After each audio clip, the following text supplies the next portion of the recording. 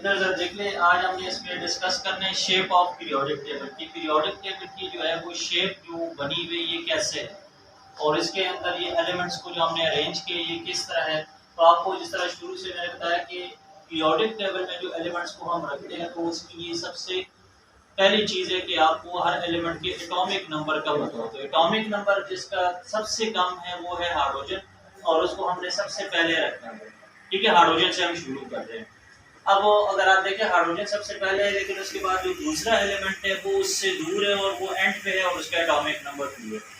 तो इस तरह फर्स्ट पीरियड में हम सिर्फ 2 एलिमेंट्स रख रहे हैं। अब 2 एलिमेंट्स क्यों है पहले पीरियड में, तो जिस तरह से पहले भी आपको मैंने बताया कि हाइड्रोजन का अगर हम स्ट्रक्चर बनाएं तो उसमें आप देखिए एक शेल आ रहा है।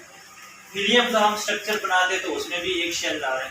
याद है कि फर्स्ट पीरियड में सिर्फ 2 एलिमेंट इसलिए हम रख रहे हैं क्योंकि इन दोनों एलिमेंट्स में सिर्फ एक एक शेल आ रहे हैं।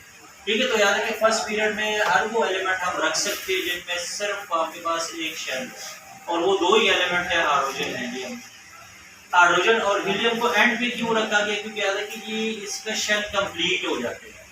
ये जो लास्ट आपके पास ग्रुप आते हैं इनमें सबके आउटर मोस्ट शेल कंप्लीट है। जिस तरह भी नियॉन हम आगे देखेंगे इसका भी आखिरी शेल कंप्लीट है और गॉन है इसका भी आखिरी शेल कंप्लीट है। अच्छा, आप देखिए लिथियम उसका नेक्स्ट एलिमेंट है एटॉमिक नंबर 3।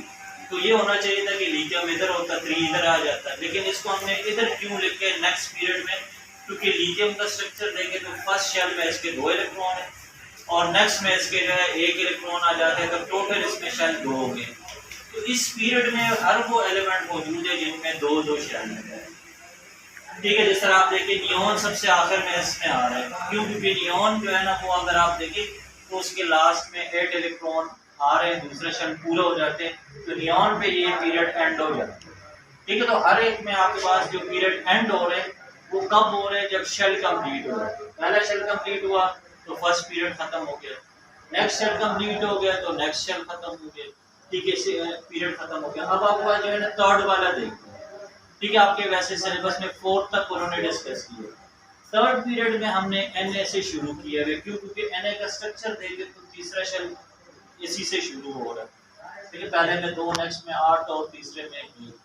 तो तीसरा शेल यहाँ से शुरू हुआ Na से और तीसरा शेल कंप्लीट हो रहा है Ar पे और बॉन्ड पे। ठीक है, तो इस तरतीब से आप देखिए इसका मतलब ये कि जो नेक्स्ट एलिमेंट यहाँ पे आप आएगा तो नेक्स्ट एलिमेंट यहाँ पे है पोटेशियम 19 4th पीरियड में। अब पोटेशियम का अगर आप स्ट्रक्चर ड्रा करते हैं तो वो ऐसे है।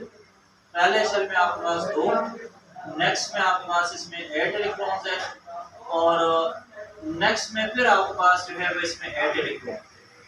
3 शेल कंप्लीट हो गए और टोटल इलेक्ट्रॉन्स कितने हो गए 8। आखिरी जो इसमें है 1 इलेक्ट्रॉन रह जाएगा वो आपके पास 4th शेल में है। तो नंबर ऑफ शेल इसमें कितने हैं 4 है। अब इससे आगे जितने एलिमेंट्स होंगे, ठीक है, वो आप देखेंगे सब में 4 इलेक्ट्रॉन्स 4 शेल्स होंगे।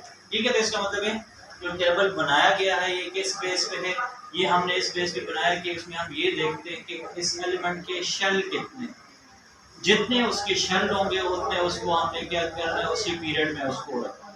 तो ये असल में पीरियड पर उसको पढ़ते हुए आपने इस टेबल को कैसे पढ़ना है, लेफ्ट टू राइट आपने एटॉमिक नंबर पढ़ने और लेफ्ट टू राइट जाना है। टेबल को हम इस तरह नहीं पढ़ेंगे, हम ऐसे पढ़ेंगे। देखिए पहला एलिमेंट हाइड्रोजन, फिर हीलियम, फिर लिथियम, बेरिलियम, बोरान, इस तरह के चलते जाएंगे, सोडियम, लेफ्ट टू राइट इसको हमने पढ़ना है। तो इससे पीरियोडिक टेबल की शेप बनती है। ठीक है, तो ये टॉपिक यहाँ पे आपका जो है वो कंप्लीट हो जाएगा।